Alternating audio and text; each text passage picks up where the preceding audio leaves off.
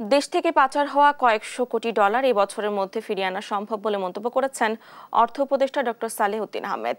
সচিবালয় মন্ত্রিপরিষদ বিভাগের সম্মেলন কক্ষে সরকারি ক্রয় সংক্রান্ত উপদেষ্টা পরিষদ কমিটির বৈঠকে শেষে সাংবাদিকদের প্রশ্নের জবাবে তিনি একথা বলেন।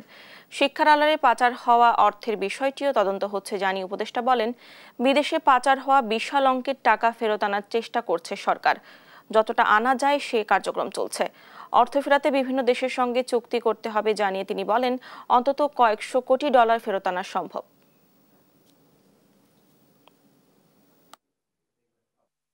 সব অঙ্ক টাকা আনতে তাদের আইডেন্টিফাই করে বিভিন্ন দেশে আছে। এইখানে কতগুলো আপনার আইনি পদক্ষেপ আছে, আবার সেই আইনগুলো আবার বৈদেশিক বিদেশের সাথে জড়িত। আমরা চেষ্টা করছি যে যত তাড়াতাড়ি অ্যাটলিস্ট প্রসেসটা শুরু করি, কিছুটা ইন্ডিকেশন আসুক। এবং অনেক সময় দেখা যায় যে একদম আরও 200 কোটি টাকার বেশি অনেক আইডেন্টিফাই করা হয়েছে। সব মিলে হয়তো আমরা আনতে